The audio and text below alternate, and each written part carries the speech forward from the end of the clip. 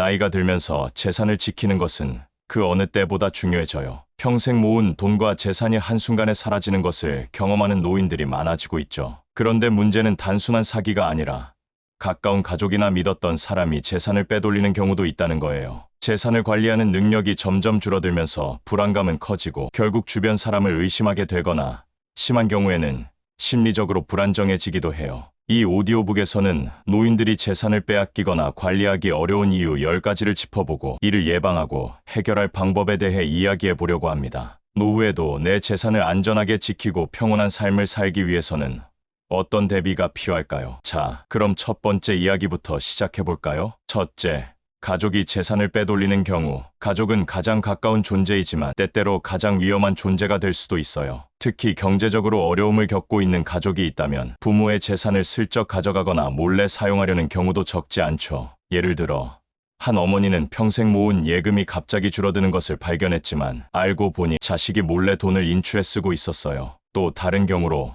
부모가 신뢰하고 맡긴 통장을 며느리나 사위가 관리하면서 필요한 돈보다 더 많은 금액을 인출해 자신을 위해 사용한 사례도 있었죠. 한편 상속을 미리 정리하지 않은 부모가 자식들 간의 다툼을 겪으면서 결국 재산이 기대와 다르게 흩어지는 경우도 많아요. 가족이라도 모든 재산 관리는 투명하게 해야 합니다. 법적인 보호 장치를 마련하고 정기적으로 재산 상황을 확인하는 것이 중요해요. 둘째, 사기범들이 노인을 타깃으로 삼는다. 노인들은 금융지식이 부족하거나 최신 사기 수법에 익숙하지 않기 때문에 사기범들의 주요 대상이 되기 쉬워요. 예를 들어 한 노인은 은행 직원을 사칭한 전화를 받고 자신의 비밀번호를 알려줬다가 통장에 있던 돈을 모두 도둑맞았어요. 또 다른 경우로 부동산 투자라고 속여 노인의 전 재산을 빼앗아간 사례도 있었죠. 한편 정부 지원금을 준다며 개인정보를 요구한 후 돈을 빼돌리는 사기 역시 빈번하게 발생하고 있어요. 사기를 예방하려면 항상 의심하는 자세를 가지는 것이 중요합니다. 금융기관이나 정부 기관에서 절대 전화로 돈을 요구하지 않는다는 사실을 기억하고 중요한 금융 결정은 반드시 믿을 수 있는 가족이나 전문가와 상의해야 해요. 셋째, 치매나 건강 문제로 재산 관리가 어려워진다. 나이가 들면서 기억력이 떨어지고 판단력이 흐려지면 자연스럽게 재산을 제대로 관리하기 어려워질 수 있어요. 예를 들어 한 노인은 치매가 진행되면서 집을 담보로 대출을 받았다는 사실조차 잊어버리고 결국 재산을 모두 잃었어요. 또 다른 경우로 건강이 나빠지면서 재산 관리를 타인에게 맡겼지만 그 사람이 신뢰할 수 없는 사람이어서 결국 손해를 보게 되었죠. 한편 금융거래를 해야 할 때마다 어렵게 느껴지다 보니 점점 재산 관리가 소홀해지는 경우도 많아요. 건강이 좋을 때 미리 신뢰할 수 있는 후견인을 지정하고 중요한 금융거래는 기록으로 남기는 것이 필요합니다. 치매 예방을 위한 꾸준한 노력도 필수예요. 넷째, 신탁과 법적 보호 장치를 마련하지 않아 발생하는 문제. 많은 노인들이 자신의 재산을 자식들에게 공평하게 물려주고 싶어 하지만 사전에 법적인 보호 장치를 마련하지 않으면 오히려 재산 분쟁이 발생할 수 있어요. 예를 들어 한 노인은 유언장을 남기지 않은 채 세상을 떠나면서 자녀들 간의 심각한 법적 다툼이 벌어졌어요. 또 다른 경우로 재산을 미리 신탁하지 않아 원치 않는 사람이 재산을 관리하게 되어 손해를 본 사례도 있었죠. 한편 상속세 문제를 미리 고려하지 않아 유족들이 재산을 지키기 어려운 상황에 처한 경우도 많아요. 법적 보호 장치를 미리 준비하는 것이 중요합니다. 신탁 설정, 유언장 작성, 상속세 대비 등을 미리 계획하면 불필요한 갈등을 줄일 수 있어요. 다섯째, 금융사기를 당해 전 재산을 잃는 경우. 최근 들어 노인을 대상으로 한 금융사기가 더욱 교묘해지고 있어요. 특히 고수익 투자나 안전한 투자라는 말을 강조하는 사기범들에게 속아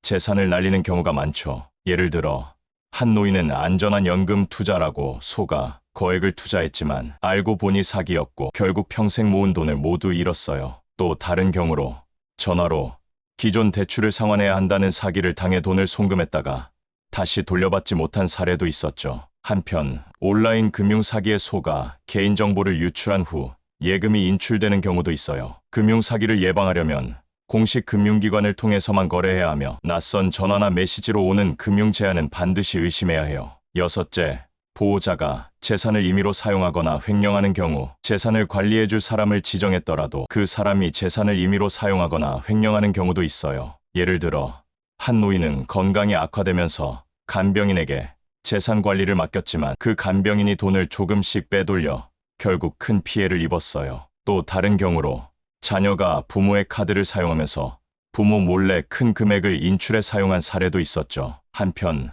법적으로 보호자가 지정된 후견인이었지만 그 후견인이 재산을 유용하면서 부모가 제대로 된 돌봄을 받지 못한 경우도 있어요. 재산을 맡길 때는 믿을 수 있는 사람인지 철저히 검증하고 정기적으로 재산 내역을 점검해야 해요. 일곱째, 지나친 기부나 후원으로 재산이 줄어드는 경우 노인들은 사회적 공헌을 하고 싶은 마음에 기부나 후원을 하기도 하지만 이 과정에서 사기를 당하거나 지나친 기부로 인해 재정적으로 어려움을 겪는 경우도 있어요. 예를 들어 한 노인은 매달 거액을 후원 단체에 기부했지만 실제로는 사기 단체였고 돈이 엉뚱한 곳으로 흘러갔어요. 또 다른 경우로 주변에서 끊임없이 기부 요청을 받다 보니 거절하지 못하고 결국 생활비가 부족해진 사례도 있었죠. 한편 종교단체나 친척에게 지속적으로 돈을 보내다가 결국 노후 자금이 바닥난 경우도 있어요. 기부는 좋은 일이지만 반드시 신뢰할 수 있는 기관을 통해서 해야 하며 자신의 재정 상황을 고려해 적절한 한도를 정하는 것이 필요해요. 여덟째,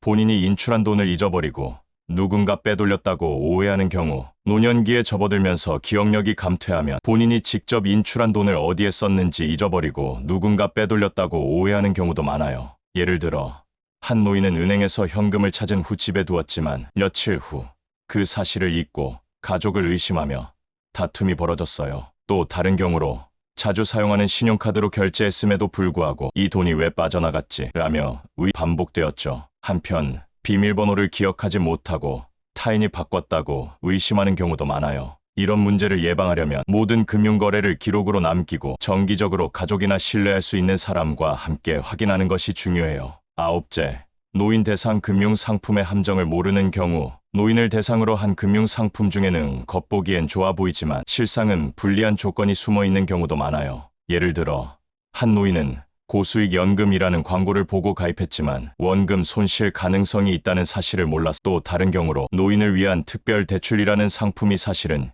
이자율이 높아 노인을 더욱 경제적으로 어렵게 만드는 사례도 있었죠. 한편 복잡한 금융 약관을 제대로 이해하지 못하고 서명했다가 오히려 손해를 보는 경우도 많아요. 어떤 금융상 전문가와 상담한 후 가입해야 하며 계약서의 모든 내용을 이해하고 서명하는 것이 중요해요. 열째, 노후 재산 계획을 세우지 않아 결국 혼란을 겪는 경우 노후 재산 계획이 없다면 예기치 않은 문제로 인해 혼란이 생길 수 있어요. 예를 들어 한 노인은 생전에 재산을 어떻게 관리할지 결정하지 않아서 가족들이 상속 문제로 법적 다툼을 벌였어요. 또 다른 경우로 갑작스러운 병원비로 인해 재산을 빠르게 소진하게 되었지만 이를 대비한 보험이나 예비 자금이 없어서 어려움을 겪었죠. 한편 사전 유언장이나 신탁 설정 없이 갑자기 건강이 악화되어 원하는 방식으로 재산을 활용하지 못한 사례도 많아요. 노후에는 철저한 재정 계획이 필요해요. 상속, 유언장, 보험, 비상 자금을 미리 준비하면